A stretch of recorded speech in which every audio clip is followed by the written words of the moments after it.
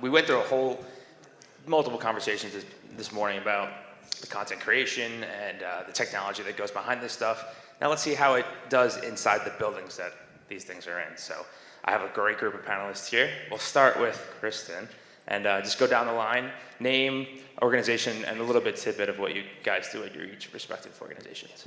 Awesome. Hi, I'm Kristin Connelly, Senior Director of Marketing for the Overwatch League. The Overwatch League is the first ever global city-based professional esports league, part of Activision Blizzard Esports, and I oversee our marketing and social media. I'm Corey Dunn. I'm the now Chief Creative Officer over at Esports Stadium Arlington, also leading Esports Lock, which is really a bunch of content for all of esports. Short version. I am Jud Hannigan, with the CEO of Allied Esports. Allied Esports is really the esports arm of newly formed Allied Esports Entertainment, which is combined Allied Esports, our company, with World Poker Tour. And on the esports side, we are building we're really deep-rooted in a global network of esports infrastructure in the form of arenas and mobile solutions that ultimately are used to generate content around the world. Hi, it's Bob Jordan, 1337 Facilities, a new startup essentially focusing on building, operating, and managing esports centers across universities first and then second in the commercial environment. Hi everyone, Brian Marakian, Senior Principal of Populous. We're an architectural design practice that is specialized in sports and entertainment venues for the duration really of the last 30 years. And we've been really focused on over about the last half decade of where the world of esports is going and what that means for venues and infrastructure and how we bring the live experience to life. And so we're going to share out a little bit today, certainly on our perspective and a few recent projects. One that we've been involved with Corey and with the Overwatch, with a new venue that's being built and under construction now in Philadelphia. But very excited to be here. Great, Ryan, you want to show that video of Esports Arlington, a little teaser, appetizer before we get started? So this is just as a little bit of background. This is a project that we embarked on and opened this time last year. And we embarked on about a 6-month design and build project with Corey and his team. City of Arlington funded this project. This was a $14 million investment by the city. And really the goal here was to stake the flag in the center of the United States and create a really dynamic multi-purpose venue that can be a gaming center, can host premier events, can certainly host Overwatch events, and there's going to be some upcoming ones this year with the Dallas Fuel. And everything in between. They just hosted a fantastic the Esports Awards, which probably many of you saw, and all the way down to the mayor's address and having kids come through every day into their gaming center and the production studio environment. Simply New was a great partner in this process, and they can have all the great back house functionality as well too. But I think a really good example of an adaptive reuse project. I know many people in the industry are thinking about, like, what do we do in a retail environment? What could we do to extend or create a second life for a venue? And I think these guys did a great job with it. Was there a video that you want to run the esports video? Cool.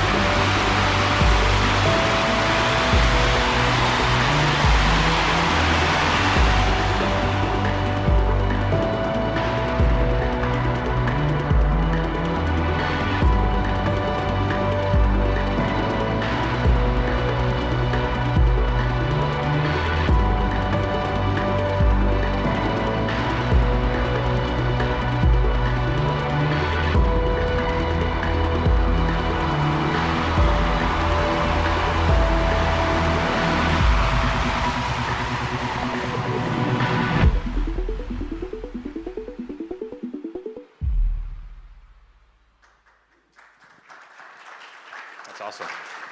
Like I said, we'll go a little bit deeper in that with Corey and Brian. But let's start from the start. Jud, Hyper Esports X Arena and the Luxor obviously was mentioned earlier, but when that thing was built, when that thing was constructed, when you guys went to Luxor, what do you think that's done to influence the rest of the esports community to, say, hey, we should start, making stuff for our teams and for our games? Sure. I think that to get to there, you got to kind of see where we came from. We started in Beijing with our first arena there. Esports is, largely coming out of Asia and tremendous population and demand in China. And so we launched our first arena in Beijing and quickly began to expand out from there throughout the rest of the world with a footprint in Europe and North America. Really quickly, as we were building this property network, we realized we wanted a flagship. We wanted our own championship destination to be able to point to, and that would really inspire the rest of the world with excitement. And there was a pretty short list of towns we wanted to go to and thought about, and really we found that Las Vegas could do that pretty well. So when we did it, we leveraged some of our past relationships on the World Poker Tour side of our business to open up a door with MGM Resorts and find the right venue for us. We landed on a place at Luxor, which really was perfect for the vision that we wanted to create. It was perfect from the size we were looking for, and also they had the right bones to create the right in-house experience, plus the production capabilities we wanted to give it. So that, as a concept, and to build that out, it was kind of somewhat of a bold move in late 2016, early 2017, to go that big and that bold. And I think that it's been exciting to see other folks come online and to see what elements that we did that kind of end up kind of bleeding into some ideas and concepts. But I think as more properties come online, we're just going to see more creativity and excitement. I think as we think down the line at our next builds, what are we going to take from what we've already done, or what we've been inspired by others to create, both in our network and outside of our network, and apply that going forward. I think the element of creativity, much like the whole gaming industry combined, is never going to stop on the infrastructure side. Sure. Now, as we move forward with other, with other arenas like Corey's, Bob, before this thing gets built, what homework are you doing to know the audience, and what are you telling these companies before they actually start building itself? Well, the first thing, and I'll have to couch this, is I came out of the traditional sports space, many decades of building large stadiums and arenas. And one of the things that first intrigued me about esports is that the questions that are being asked now in esports are very similar to the questions traditional sports teams are asking themselves probably 10, 15 years ago about who are our fans, what do they want, how do they want to be treated, what's a true engagement and an activation of those customer base, what is that? And I think what we've been doing in our first clients is really focusing in on is that there's not a wrong answer. It is go and find out. Now, here's a couple interesting things in that is that we did some focus groups with our first client, and we had some of the gamers would come in and some of the students were coming in. And I was like, what do you want? What's your highest level? And there was some blind studies that we did. Number one is that they wanted a place to be able to play on a high quality tourney level rig. That was number one.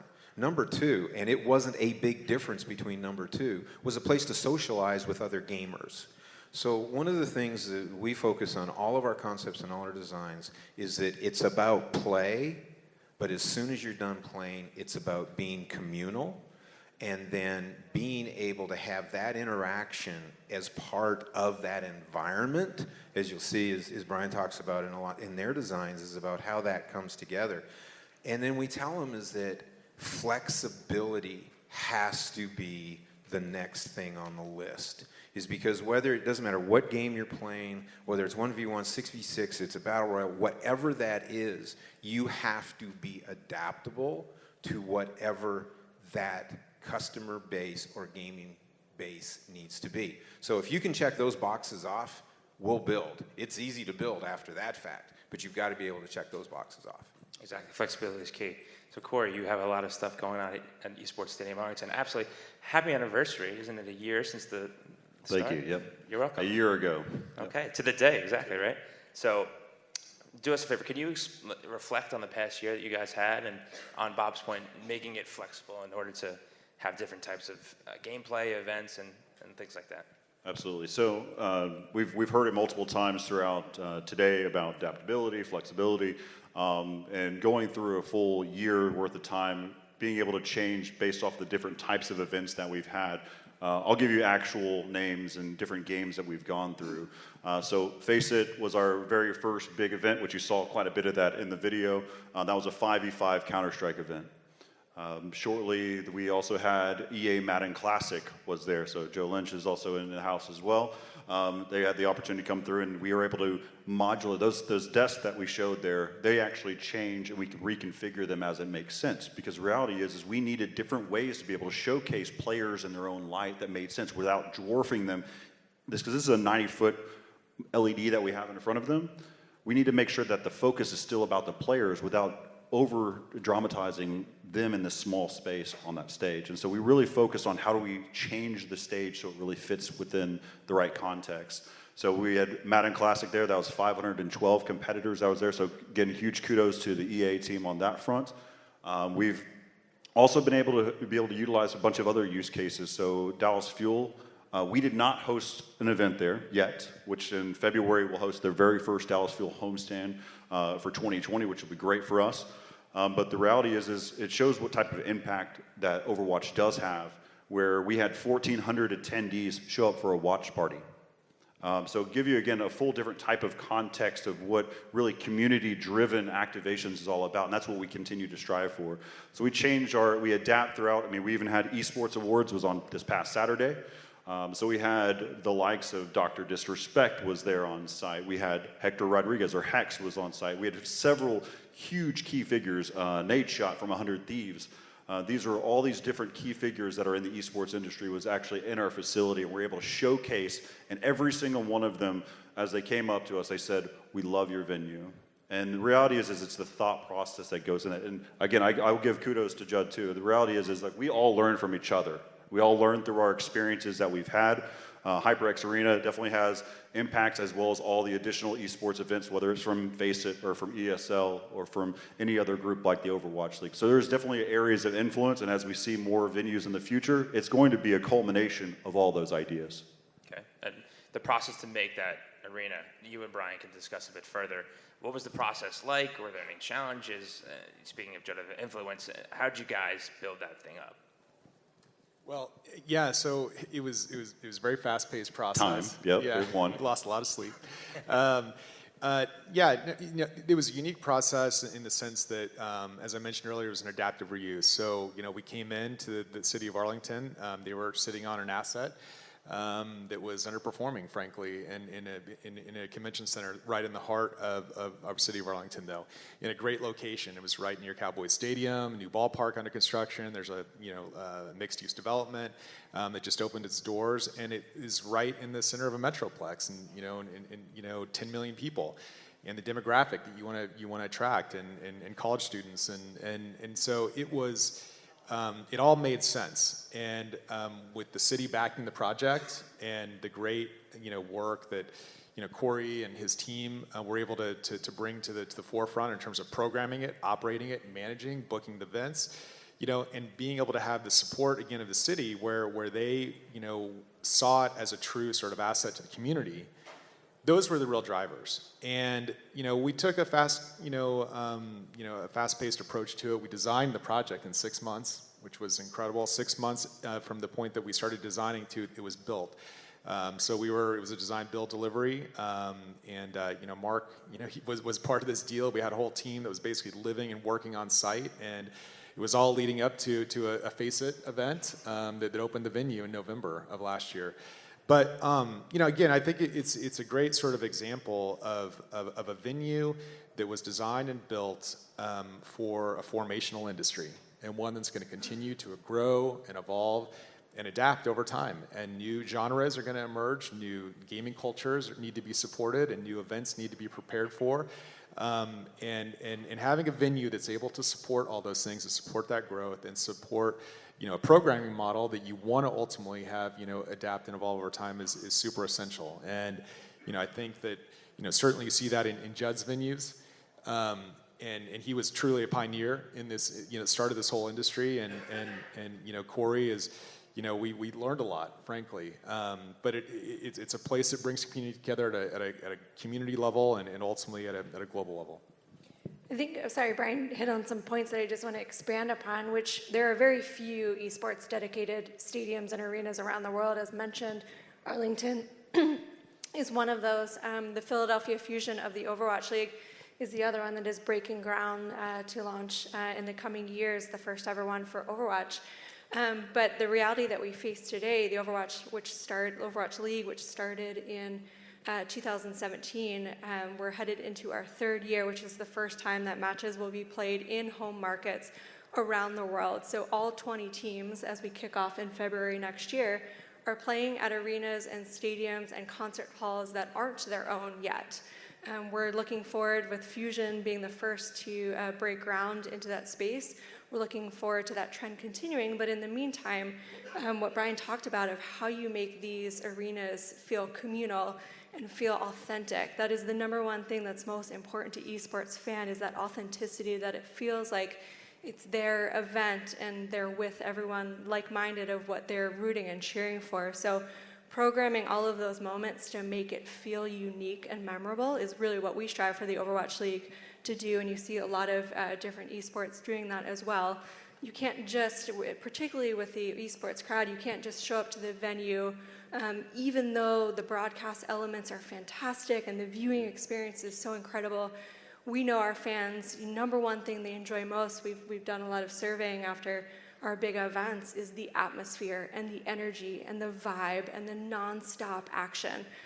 Particularly as we approached grand finals the past 2 years, one in front of a sold-out crowd at Barclays Center in Brooklyn, the other at Wells Fargo Center, also sold out in Philadelphia, is how do you take every single moment, whether it be a fan fest outside or activations around the concourse or every single break during broadcast play, how do you do something that's engaging and fun and just keeps that vibe up the entire time? I think to add to that's a very publisher-driven perspective, right? And I think that's something on the facility side, we need to deliver that experience for you. And we need to be able to deliver a unique experience to each publisher or third-party organizer that wants to come in. So the space always feels different and unique. And that's always a part of the challenge up front on the design side, is how is this going to feel special every time somebody new comes to town, so they don't feel like they're doing what somebody else just did. And I think that's a key component to the design of these facilities and a lot of certainly the AV components that go into it to try to make it feel unique and different, and the modularity that, Bob, you're talking about, that flexibility to make it special every time somebody new comes in. Sure, that's a good talking point. How are you keeping these fans engaged for 4 to 5 hours, however long this match is? So, Kristin, on the Overwatch League, what are you guys doing in terms of keeping them engaged in between matches, or just keeping people on the product? Sure. So the first 2 seasons of the Overwatch League, we actually played right down the road at Blizzard Arena Los Angeles, Burbank Studios, the old Jay Leno studios. And, to your point, the match play is a key part of it. Our matches are actually hours long each day because there's multiple matches within a single day. So our fans are there for 6-8 hours. So anything from music to activations to partners coming on board and sharing in on free things of giveaways or things to just engage with, to what we did at Grand Finals really is a whole nother level. That's our biggest event of the year. So for that, if you look at what we just did in Philadelphia for the 2019 Grand Finals, the game didn't start until 3 p.m., but starting at 10 a.m., we opened up a massive fan fest outside in the parking lots in which fans were lined up for an hour before. We had about 10 partner activations, live DJ, the marching band from the 76ers, fun activations such as Coca-Cola, where you could actually pose like Tracer, who is one of our main heroes, and get a fun photo. And that was all even before you got inside, which opened up at noon for VIP guests, kind of upgrading their package to meet pro players, to 1 p.m. normal doors.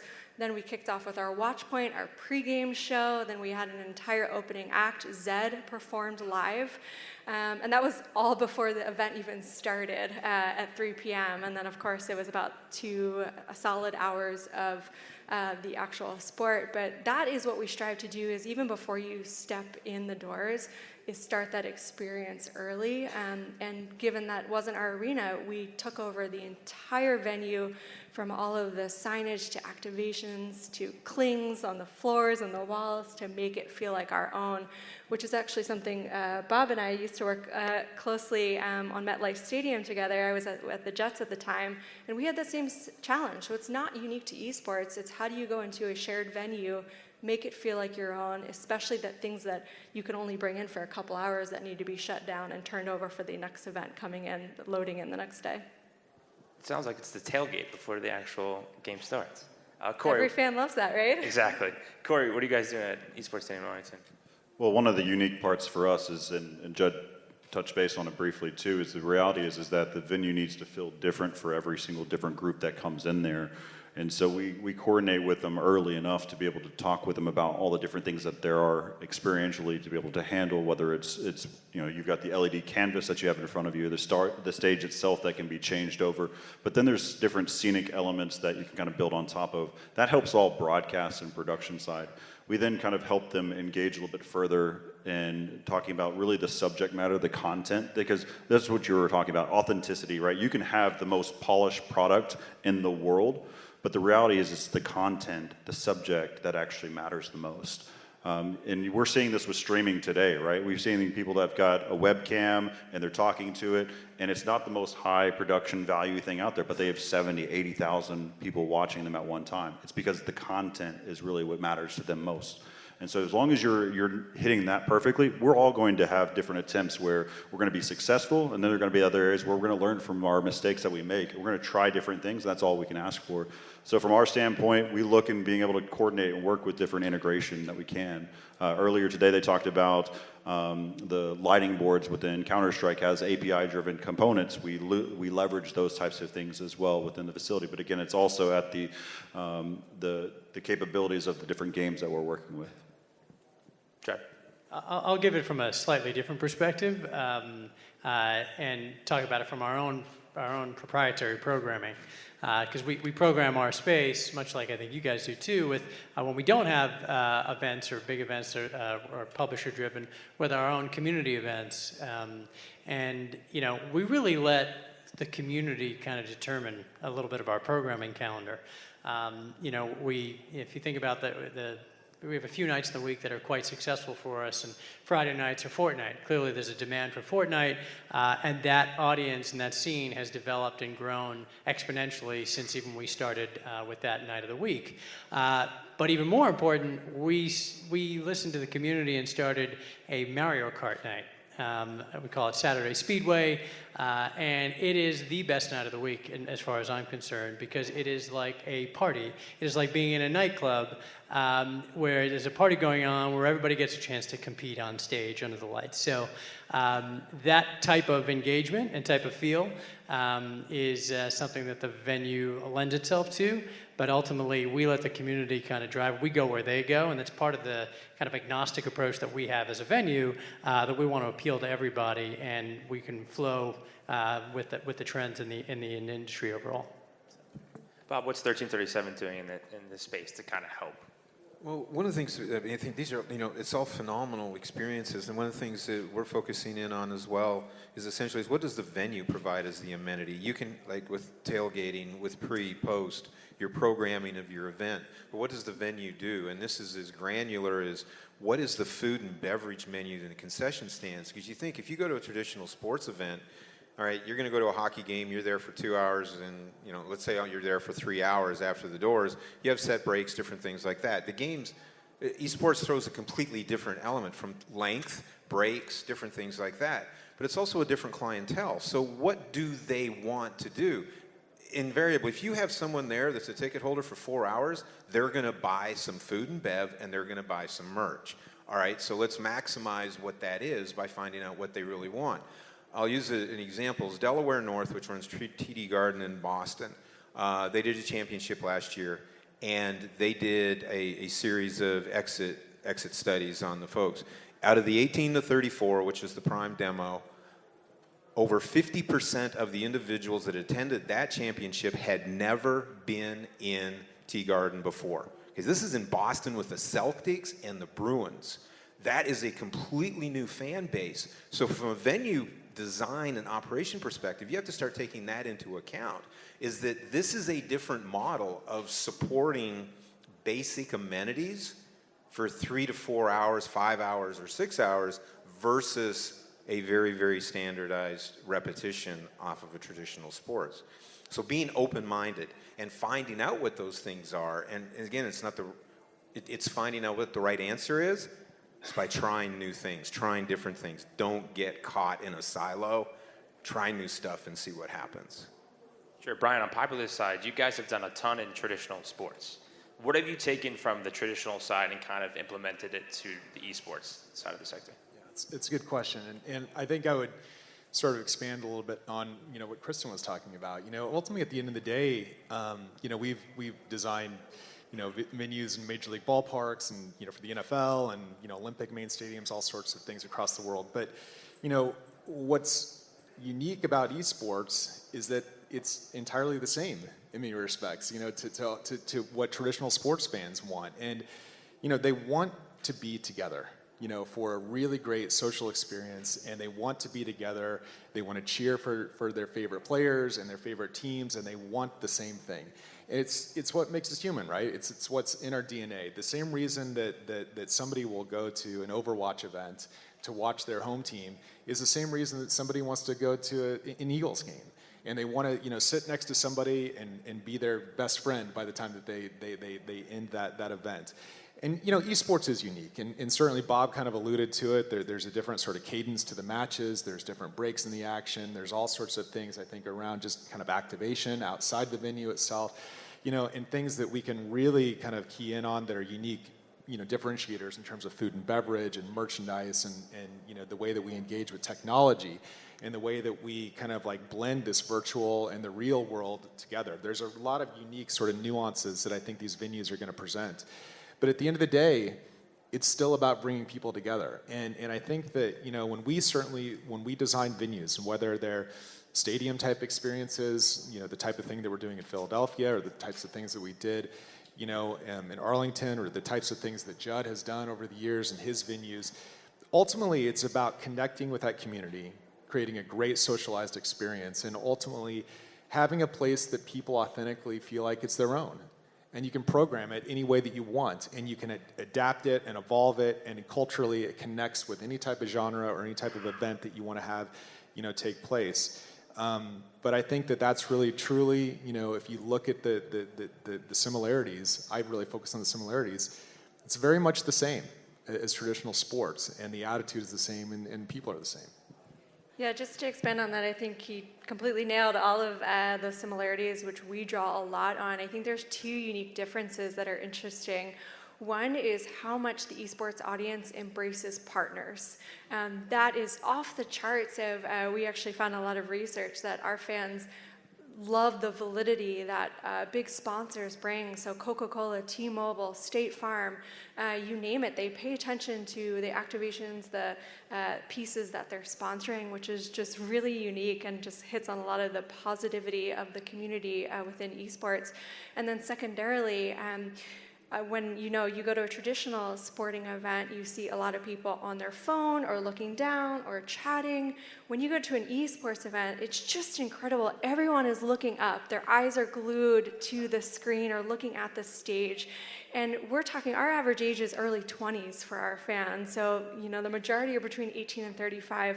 Where can you find teenagers not looking at their phones, staring at the screen? So the opportunities that brings of how you program that stage, that's why our experience is so immersive. For the Overwatch League, even at Blizzard Arena, the stage wrapped around the arena, so it felt like you were just engulfed by the gameplay. I think that's something really unique that esports can deliver and do well, is just make you feel like you're totally immersed in that atmosphere, and the fans will keep their eyes glued to what's happening on the action. I guess it's a good time to go to the Fusion Arena that Kristin was alluding to. So I guess we should show the video first. Sure, and you can break sure. it down. Yeah, and kind of like I did with our, let me just kind of give a little background. Yeah, so this is a ground-up venue, $50 million in that vicinity. It's a joint venture between Comcast and Cordish, and it's right in the heart of the Philadelphia Sports District, right next to Wells Fargo, where the Overwatch Finals was held.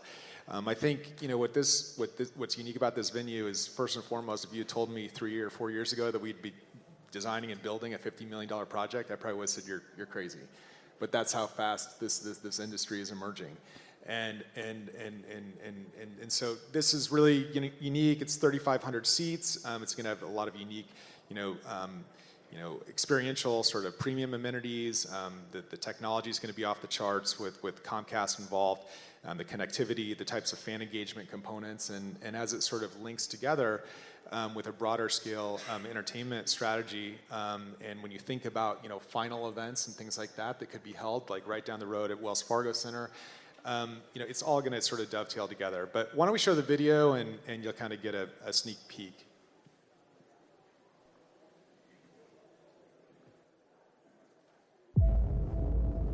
So this was at the groundbreaking, and Kristin, you were at that, right? Yeah. Yep, end of September, right before Grand Finals. So super exciting, and as I said, Comcast has made a big bet on esports, and buying in with the Philadelphia Fusion. They have a tremendous fan base, and it's an awesome city. And I think this venue really reflects the spirit of Philadelphia and their fans.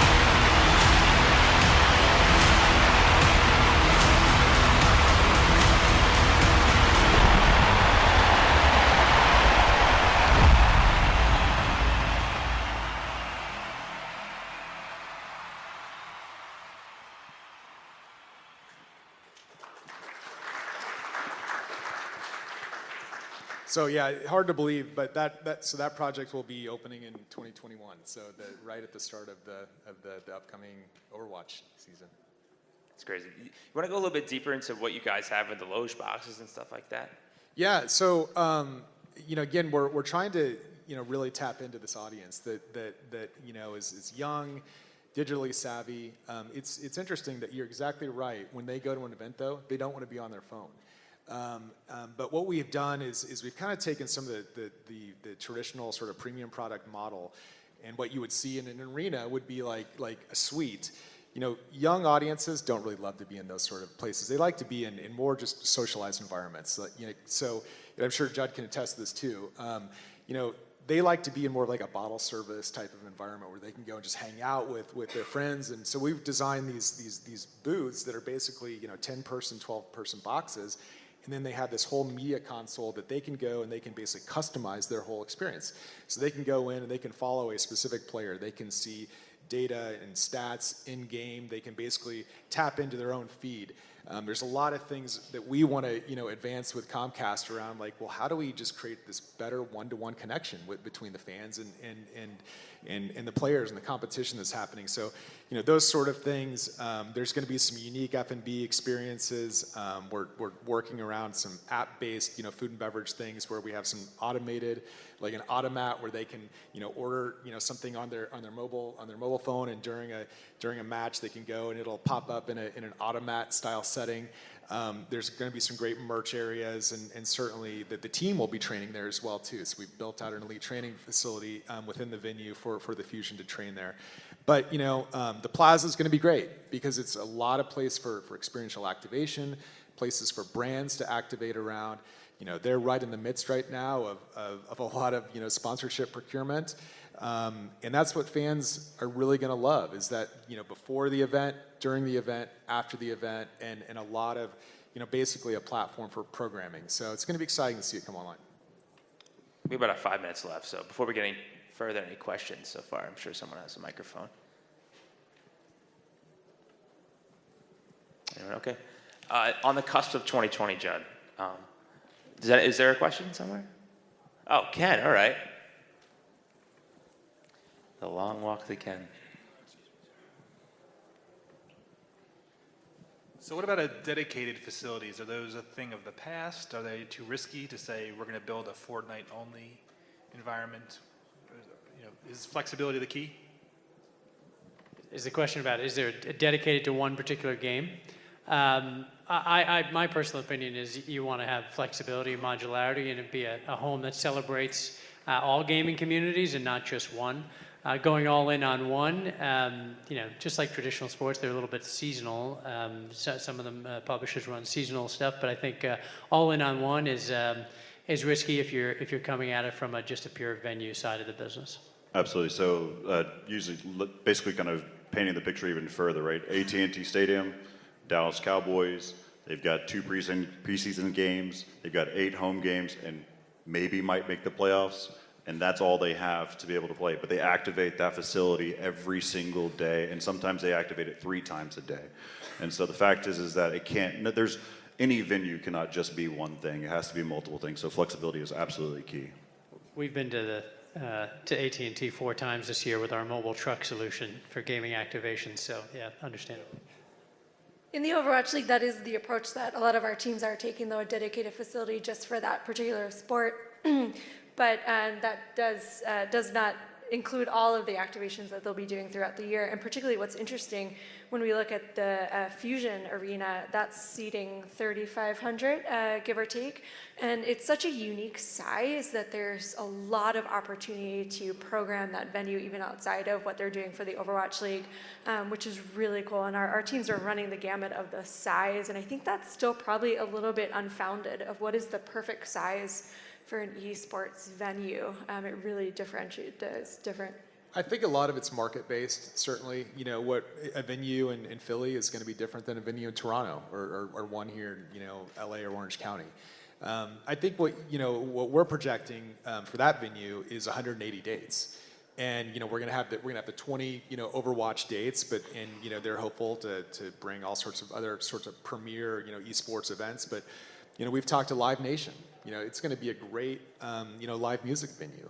They're going to be able to use it for TED Talks. They'll be able to use it for corporate events. They'll be able to use it for watch parties, for Flyers games and Eagles, right? And electronic music and everything in between, all the way down to some dark dates where they'll just basically remove all the seats on the floor and have activations that they can build out where they can turn it into a gaming center. So I think we've talked about flexibility being the key a lot, certainly on this panel, but these venues, and where you're making the investment, in that case $50 million into infrastructure, you've got to have a strategy around robust programming and thinking about it in a way that certainly you can have it geared towards maybe a title or a genre, but having the ability to come in and do secondary program is absolutely key.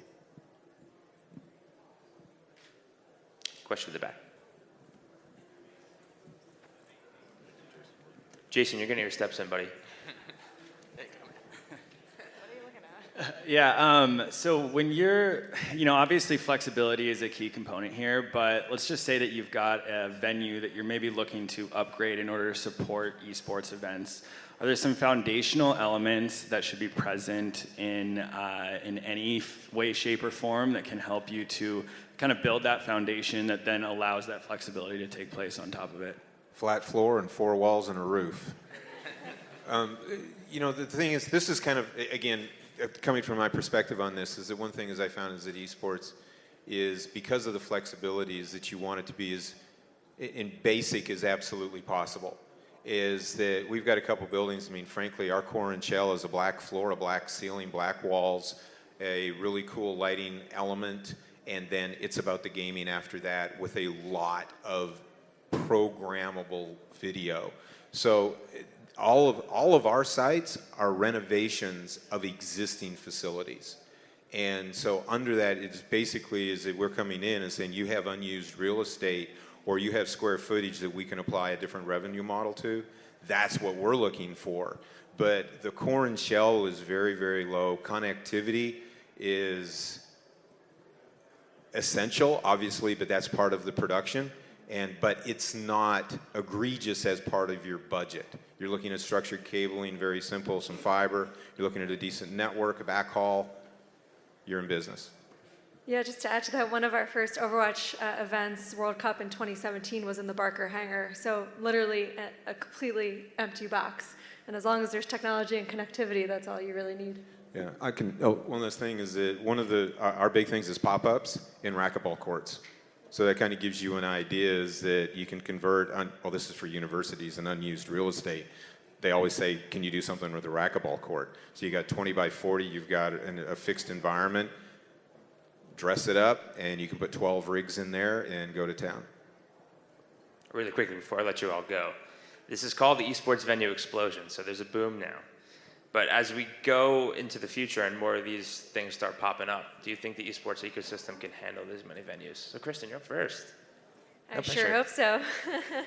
I'm going to say yes. With the Overwatch League, we're going around the world, all matches being hosted in venues from China to Korea, Europe, North America, Canada. So I sure hope so. And, we certainly are betting on it. And I think with the explosion of technology, it's only going to continue to manifest from there. I think it all comes down to programming. Before you decide to build a facility, before you decide to get deep into it, it's about understanding what your programming is going to be, not just what you're going to do in the immediate future, but what are you going to do 3 to 5 years from now, and understanding the fact that looking at Apex Legends, we didn't know that it was going to blow up as fast as it was. We also didn't know that Call of Duty Mobile was also going to blow up ridiculously fast. So these are things that we don't know about yet, and the fact is that there will be multiple different types of games that will be coming out. So being able to anticipate and be ready, but more importantly, if you're going to build a new venue, build a new facility, programming is key. Think through that before you deep dive too far.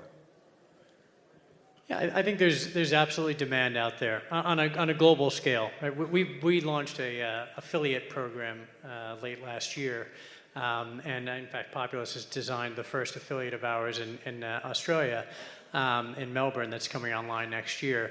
I think there's a significant amount of demand that will only continue to grow. But I think that demand is also what size of venue are you talking about? We, in the last few months, have recently gone through a merger, and now we're listed on the NASDAQ. As part of that merger, we took on investment from Simon Property Group. So one of the largest mall owner and operators in the world. And so we are building out on mall venues with Simon at some of their locations. We'll be announcing the first one of those in a few weeks as far as the location goes. So I think that the size and scale to meet the demand is important to consider, just as well as programming. But I think there's demand pretty much everywhere, and that's only going to continue to grow as game publishers continue to push the envelope and really rope more people into the interest in their IP. On the venue side, we're looking to be there to provide that home for where that activity happens. Yeah. Jud and I are planning on cornering the entire market. All right. No, demand is there, growth is there, but it has to be smart. There has to be research on where you go into. You can't, the worst thing that's going to happen for this industry is an overbuild, because then you end up with a retraction. And that no one wins in a retraction. But I think under that scenario is that you've heard me spout a lot of statistics. You spend a lot of time figuring out where is the growth, what do they want, how do you respond positively to what their desire is as a gaming, and then build. And then, but be prepared. We spoke, Brian and I actually spoke on a conference not too long ago, and it was a very similar question, and one of the responses was, we don't know what the game is that is going to be popular in 5 years. So build for whatever that happens to be the popular game in the next 5 years. Yeah, and I think, you know, the industry is formational. It's very formational, right? And we're still early days in many respects. I think, you know, what's exciting is, you know, kind of what I talked about earlier. Ultimately, we're trying to create places to build community and to bring people together for just great social experiences. And if you take all the games out of it and just look at sort of gaming and people coming together around these, you know, socialized experiences, these venues are going to be sustainable. And we're going to see, you know, and the only thing I would say is there's not a one-size-fits-all solution. You know, what's going to work in Philly is different that has worked for Jud and, you know, and the new ventures that they're going to be embarking on, and certainly what you know, Corey has done, the sort of things that Bob has done. There's not a template. It's all about a specific market, and whatever place that may be in a big city or on a college campus, there's a lot of different ways you can activate and create a great venue around esports that can grow with the cultural demand and with the evolution of gaming and sports over time. But if you look at what Comcast has done, they've bet big on esports because they see it as the future of broadcast communication. They see it as the future to connect with an audience, and I don't see that going away anytime soon. Cheers to the future. Give these fine panelists a round of applause.